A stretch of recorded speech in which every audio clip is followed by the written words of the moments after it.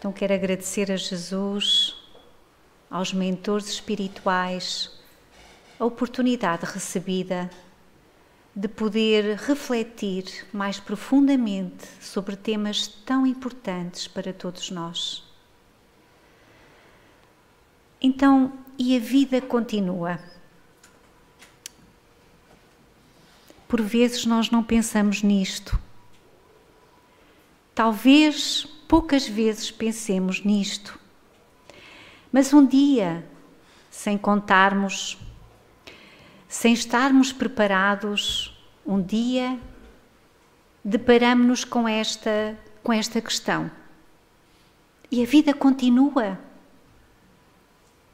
O que é que aconteceu?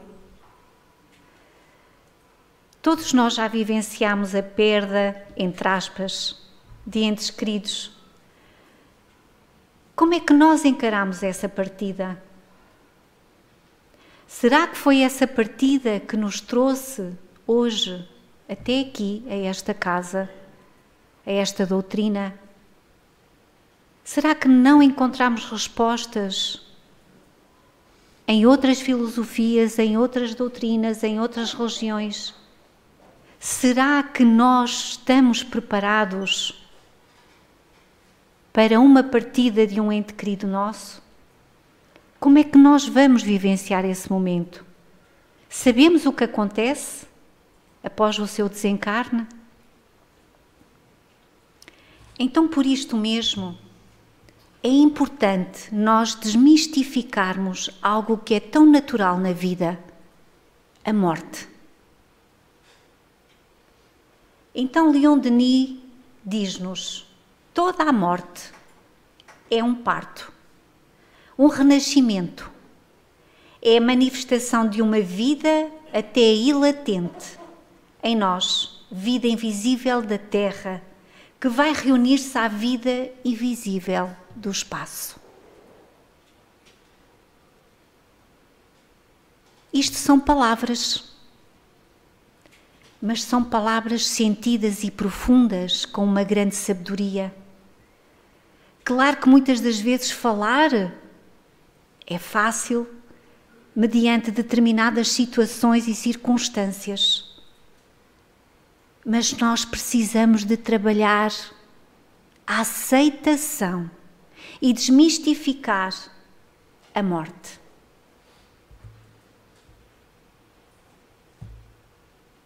Peço desculpa.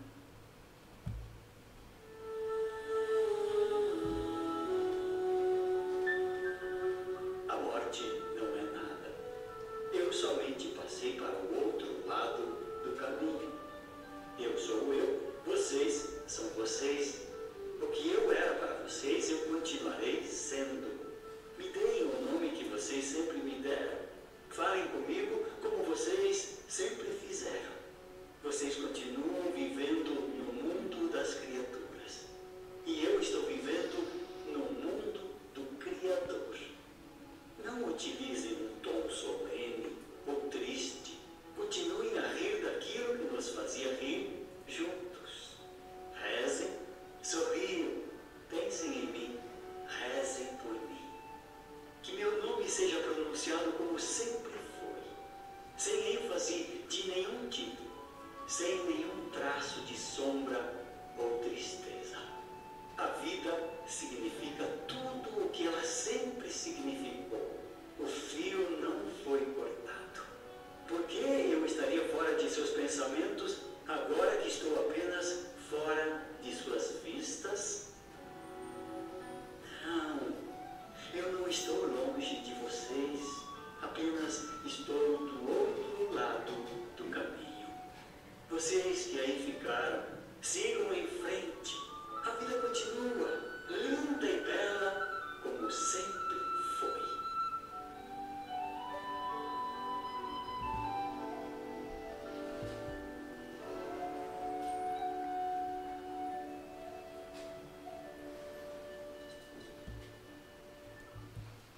Esta mensagem trouxe-nos Santo Agostinho e eu acho maravilhosa, porque, como a maior parte de nós que aqui estamos, também já passei por momentos difíceis e de ter que encarar, de facto, a morte de frente. E ao longo do tempo fui compreendendo que a morte, na verdade, não existe, que o amor que nos liga uns aos outros jamais é cortado, jamais é separado, que estamos juntos e unidos por esses elos tão fortes, que no fundo são para sempre.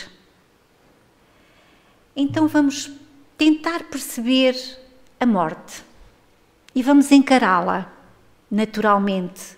Por isso eu quis trazer estas reflexões para assim desmistificarmos e deixarmos de ocultar este tema, de conversarmos e refletirmos de uma forma mais natural.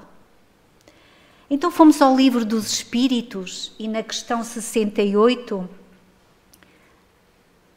Allan Kardec colocou aos espíritos superiores: qual a causa da morte dos seres orgânicos, ou seja, dos seres físicos?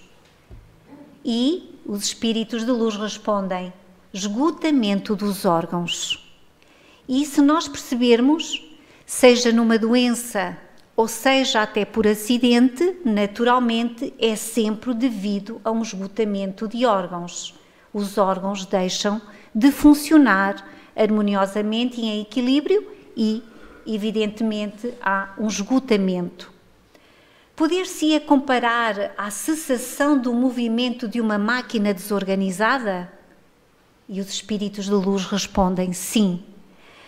Se a máquina está mal montada, cessa o movimento. Se o corpo está enfermo, a vida extingue. Temos que entender isto naturalmente. Questão 70. Que é feito da matéria e do princípio vital dos seres orgânicos quando estes morrem?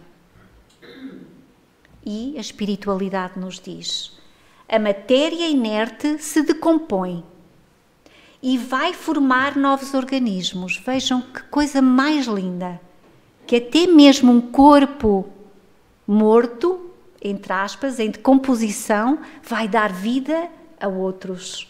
Nada se perde na natureza, tudo se transforma. O princípio vital volta à massa de onde saiu, ou seja, o que realmente dava vida àquele corpo volta, de facto, para a casa. A vida espiritual é realmente a verdadeira vida. É a vida normal do espírito. Sua existência terrestre é transitória e passageira. Uma espécie de morte se comparada ao esplendor e atividade da vida espiritual. O corpo não passa de vestimenta grosseira, que reveste temporariamente o espírito, verdadeiro grilhão que o prende à gleba terrena, do qual ele se sente feliz em libertar-se. Todos nós que aqui estamos a aprender com a doutrina espírita. Verdadeiramente, nós ainda não somos espíritas. Estamos neste caminho, estamos a aprender a espiritualizarmos-nos. Mas, para aprendermos a espiritualizarmos, nós temos que vivenciar realmente a espiritualidade. E tudo começa por esta aceitação. No fundo, tudo começa com a percepção de que a vida é, de facto, espiritual. Então, para nós voltarmos a rever um filme que já trouxe aqui, que eu acho muito importante, de um livro psicografado por Francisco Cândido Xavier, que nos trouxe André Luís, eu penso que é importante revermos o processo do desencarne.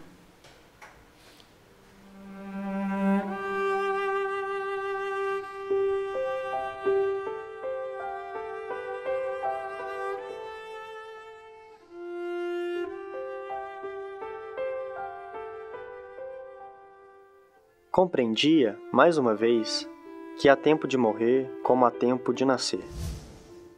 Dimas alcançara o período de renovação, e por isso seria subtraído à forma grosseira, de modo a transformar-se para o novo aprendizado. Não fora determinado o dia exato. Atingira-se o tempo próprio. Recordando, contudo, meu caso particular, e sequioso de elucidações construtivas, ousei interrogar nosso orientador, antes de regressarmos ao círculo carnal, pela manhã. Padre Jerônimo, terá sido Dimas como fui suicida inconsciente? Não, André. Nosso irmão não foi um suicida. Então não será necessário habitar regiões de sofrimento como eu mesmo precisei. Tem razão. Dimas desde a infância foi acostumado à luta sem mimos, desenvolvendo o próprio corpo, se envolvendo com trabalhos abnegados e incessantes. Constituiu família, pingando suor no trabalho diário. Mesmo assim, ainda encontrou tempo para se dedicar aos que gemem e sofrem, que estão num plano abaixo dele. Com recurso da mediunidade, se envolveu com o bem coletivo. Perdeu integralmente o conforto da vida social. Como observamos, há existências que perdem pela extensão, ganhando, porém, pela intensidade. Mas já é hora de ir, André. Nossos irmãos nos esperam.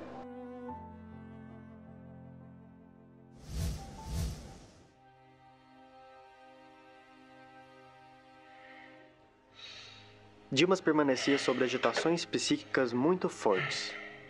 Conhecia o fim próximo do aparelho carnal. Temia o futuro dos seus. Conservava-se em total descontrole dos nervos.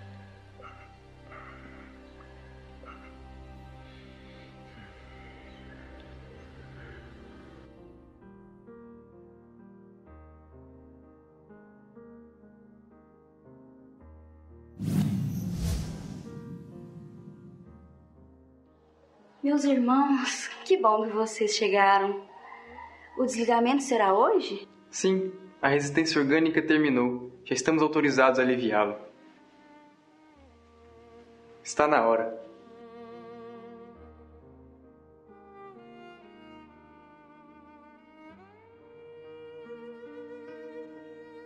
Dimas, não obstante dedicado à causa do bem e compelido a grande esforço de cooperação na obra coletiva, descuidou-se de incentivar a prática metódica da oração em família no santuário doméstico.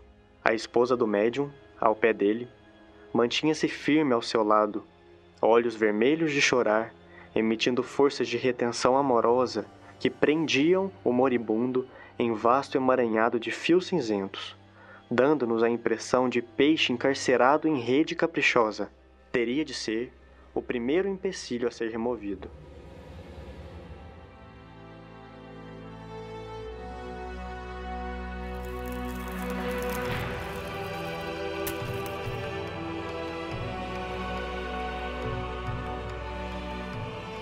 Enquanto, através da imposição magnética, eu me esforçava para modificar-lhe as vibrações mentais, Hipólito e Luciana teceram uma rede fluídica de defesa em torno do leito para que as vibrações mentais inferiores fossem absorvidas. E Jerônimo trabalhava a fim de tranquilizar a esposa para dar continuidade à tarefa.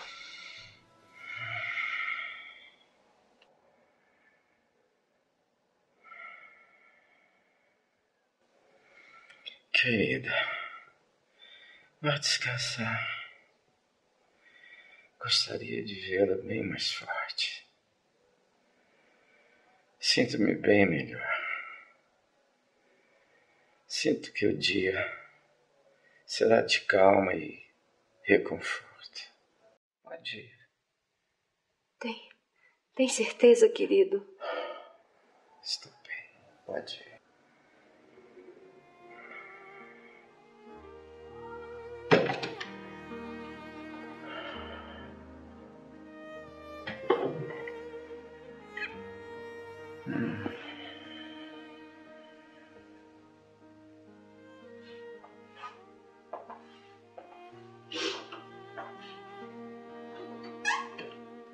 Meus irmãos, peço-lhes que cuidem do sono da esposa para que suas emissões mentais não nos alterem o esforço.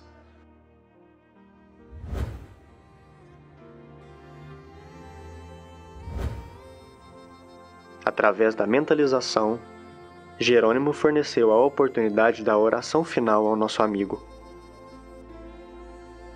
Meu Senhor Jesus Cristo, creio que atingi o fim de meu corpo, do corpo que me deste por algum tempo, como dádiva preciosa e bendita. Não te posso implorar a bênção da morte pacífica, porque nada fiz de bom ou de útil por merecê-la. Maria Santíssima, se é possível, amada Santa, socorre-me com o teu compassivo e desvelado amor. Sou agora também o menino frágil, com fome do afeto maternal, nesta hora suprema. Oh, se eu pudesse contar também com o socorro da abençoada mãezinha que a morte arrebatara há tantos anos. Meu filho. Dimas, experimentando indefinível bem-estar no regaço materno, parecia esquecer agora todas as mágoas, sentindo-se amparado, quase feliz. Ordenou Jerônimo que me conservasse vigilante, de mãos coladas à fronte do enfermo, passando logo após ao serviço complexo e silencioso de magnetização.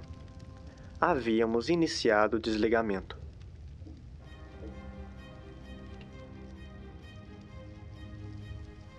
Jerônimo iniciou utilizando passes longitudinais, a fim de promover o desligamento das vísceras. A seguir, isolou todo o sistema nervoso simpático, neutralizando mais tarde as fibras inibidoras no cérebro. Começou a operar sobre o plexo solar, desatando laços que localizavam forças físicas.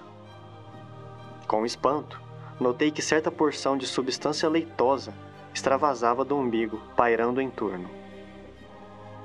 Com passes concentrados sobre o tórax, relaxou os elos que mantinham a coesão celular no centro emotivo, operando sobre determinado ponto do coração. Nova cota de substância desprendia-se do corpo, do epigastro à garganta, mas reparei que todos os músculos trabalhavam fortemente contra a partida da alma, opondo-se à libertação das forças motrizes, em esforço desesperado, ocasionando angustiosa aflição ao paciente. Alcançáramos o coma em boas condições. Era a última etapa. Concentrando todo o seu potencial de energia na fossa romboidal, Jerônimo quebrou alguma coisa que não pude perceber com minúcias, e brilhante chama violeta-dourada desligou-se da região craniana, absorvendo instantaneamente a vasta porção de substância leitosa já exteriorizada. Quis fitar a brilhante luz, mas confesso que era difícil fixá-la com rigor. A chama mencionada transformou-se em maravilhosa cabeça, em tudo idêntica à do nosso amigo em desencarnação, constituindo-se após ela todo o corpo perispiritual de Dimas, membro a membro, traço a traço. Dimas desencarnado estava ligado ao corpo através apenas de leve cordão prateado, semelhante a um elástico entre o cérebro de matéria densa, abandonado, e o cérebro de matéria rarefeita do organismo liberto. E agora, padre? O desencarne está completo? Aos olhos da carne, sim, mas para nós o trabalho continua. O cordão fluídico deverá permanecer por mais um dia, considerando as necessidades do morto que ainda não está preparado para o desencarne mais rápido. Pedimos à irmã que tenha a bondade de velar por ele até o momento propício.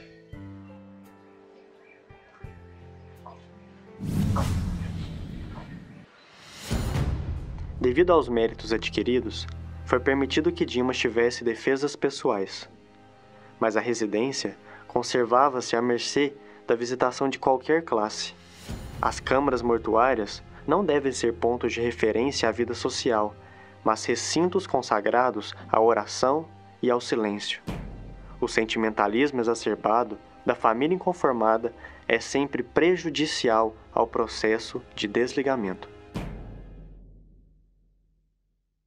No dia seguinte, retornamos ao recinto doméstico onde cortaríamos o fio derradeiro que o ligava aos despojos.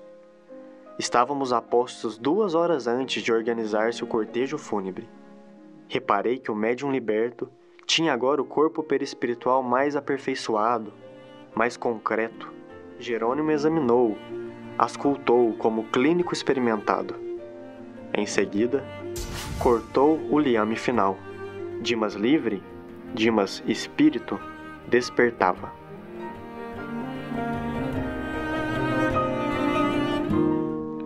Mãe?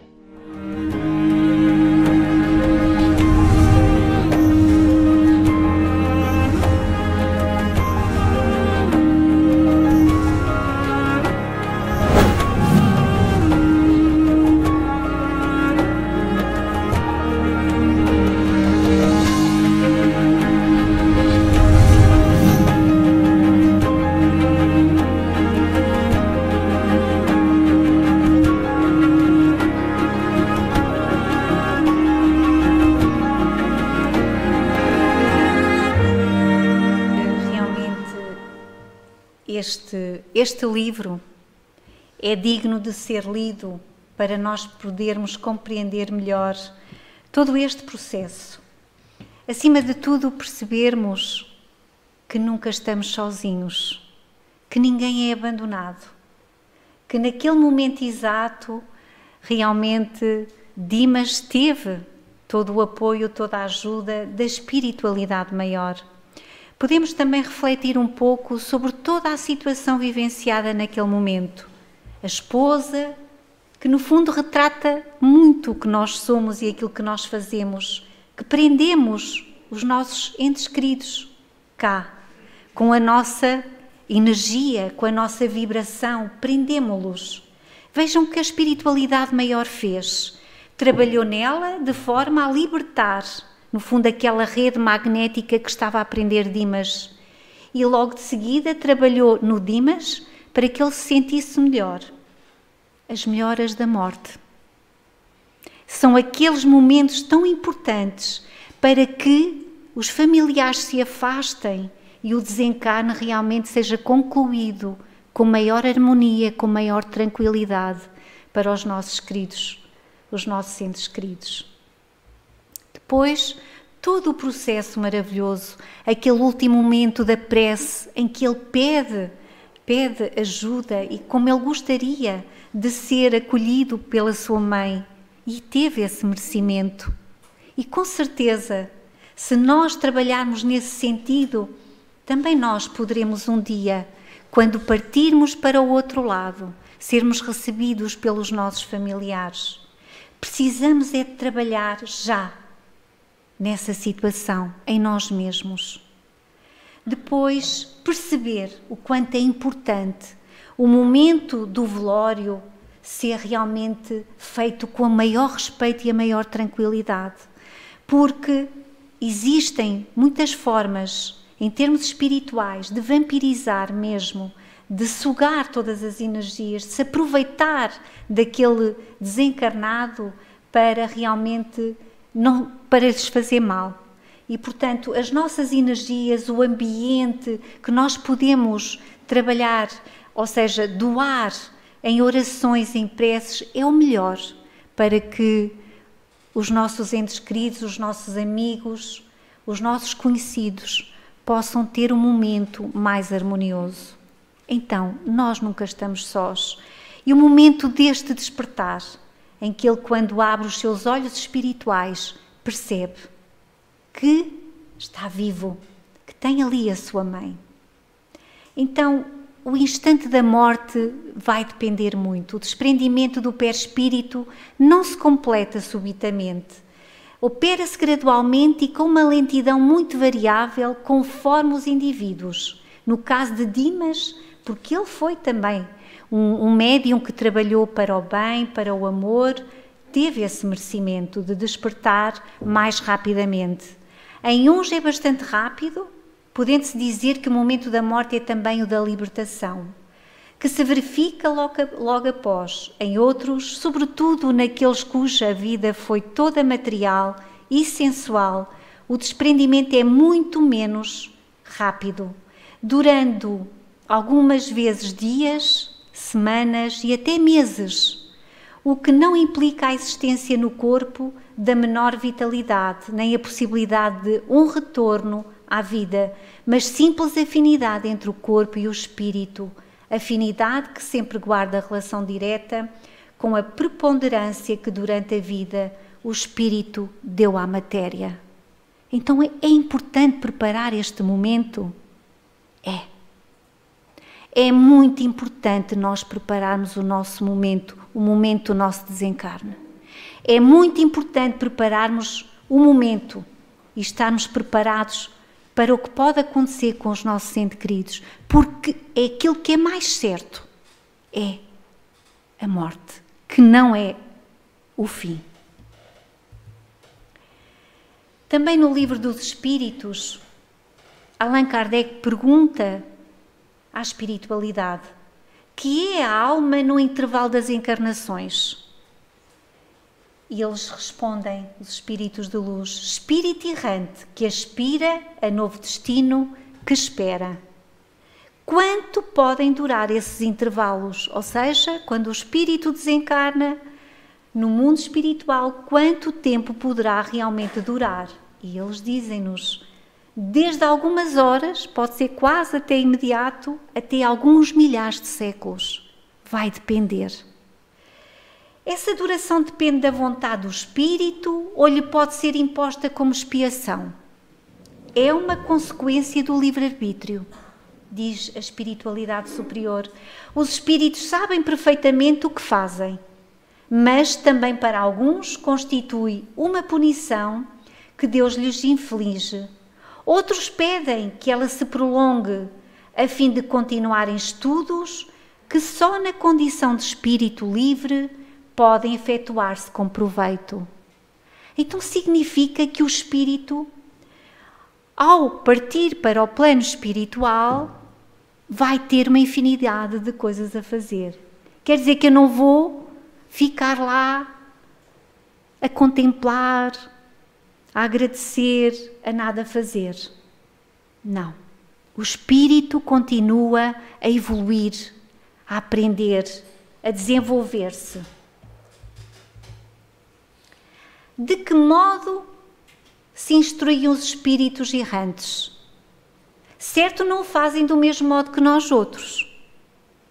E responde à espiritualidade superior: estudam e procuram meios de elevar-se.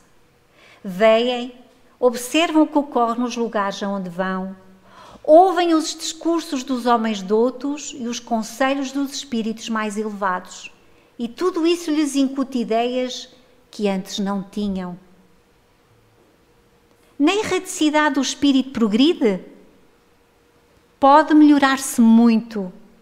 Tais sejam a vontade e o desejo que tenha de consegui-lo. Todavia, na existência corporal, é que põe em prática as ideias que adquiriu. Então nós, quando partirmos, se assim tivermos vontade de o fazer e dispostos a fazer, podemos aprender muito. Podemos, de facto, continuar a nossa evolução. Porque a vida continua.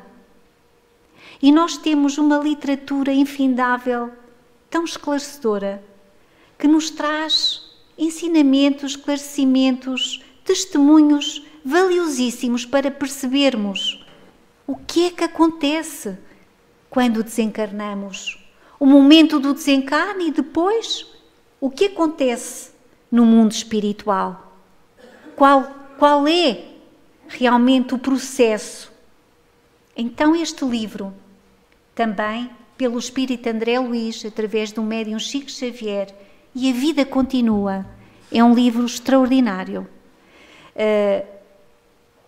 que também temos em filme. Para quem não gosta tanto de ler ou tem mais dificuldade na leitura, também temos o filme que nos ajuda a compreender. Neste livro, conseguimos compreender todo o processo da desencarnação, como os seus espíritos continuam num trabalho de autoconsciência e aperfeiçoamento. Este livro conta a história das famílias Serpa e Fantini, que estão ligadas entre si a muitas encarnações, em que tiveram que perdoar os crimes do passado, cometidos uns contra os outros, no decorrer de diversas vidas na Terra. O filme foi lançado em 2012. Qualquer um de nós pode ir à net, ao YouTube, e consegue ver este filme. E conseguimos compreender todas as peças que às vezes nós aqui não conseguimos entender. Porque este marido, porque esta filha, porque é que este problema me acontece na minha existência, na minha vida, porque estes conflitos que nós temos em termos familiares ou com outras pessoas. Todas estas teias que nos ligam uns aos outros, que às vezes nós não entendemos e não procuramos também entender. Então, Evelina Serpa caminhava no parque, desolada por ter um problema no coração, tendo que ser submetida a uma cirurgia de risco.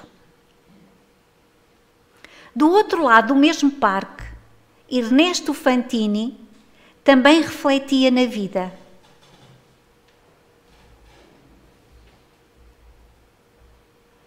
Porque também ele tinha o mesmo problema de saúde, um problema de coração. Mas a cirurgia que ele ia ser submetido era uma cirurgia ainda de mais risco do que Evelina.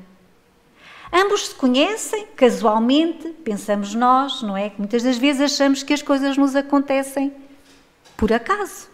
Nos encontramos por acaso. E, na verdade, eles se cruzam, se conhecem e nada disto é por acaso. E começam a conversar rapidamente sobre os seus problemas de saúde e de família. Poucos dias depois, Ernesto falece, desencarna durante a sua cirurgia e vai para um hospital espiritual. De seguida, Evelina também desencarna da sua cirurgia e vai para o mesmo hospital espiritual. Quando se encontram lá, pensam que ainda estão encarnados. Vejam, demora um tempo. Quando nós já temos alguma lucidez, porque a maior parte de nós, quando desencarnar, possivelmente nem esta lucidez terá. Mas vai demorar um tempo a compreender realmente que já estamos noutro plano, noutra dimensão. Após tomarem consciência, Evelina e Ernesto, após tomarem consciência das suas novas realidades, começam a entender as suas ligações familiares. Todas as tramas das famílias. E com a ajuda dos mentores espirituais, decidem ajudar as suas famílias, de forma a perdoarem-se uns aos outros e se acertarem. Então, aquilo que parecia uma casualidade, aquele encontro, no fim das suas vidas de encarnados, não é? Foi um início extraordinário. Porque eles, como espíritos, vão realmente desenvolver, vão aprender, vão tomar consciência, vão encarar-se a eles próprios, com as suas dificuldades, com toda a carga de outras existências passadas, e vão ter uma oportunidade maravilhosa que é ajudar as suas famílias que ficaram no plano físico. Então, a vida continua. A vida continua. Nós não podemos ficar tristes, nem revoltados. Saudades, claro que vamos ter sempre saudades, mas isso é natural. Mas nós podemos senti-los perto de nós. Se pensarmos com amor, com tranquilidade, não com sofrimento, não com agonia, não com revolta. Não, pensarmos positivamente. Podemos ajudá-los a eles e eles podem nos ajudar a nós, se assim nós tivermos esse merecimento. Mas para isso precisamos de cultivar o quê? A aceitação daquilo que é tão natural, que é desencarnar, voltar para a nossa pátria espiritual. Porque aí, se nós assim quisermos, podemos ainda evoluir muito mais.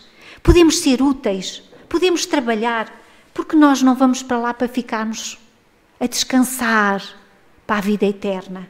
Nada disso. A partir do momento que existimos, é para desenvolvermos, para contribuirmos, para sermos úteis, aqui no plano físico e no plano espiritual. Eu trago aqui um pequeno excerto,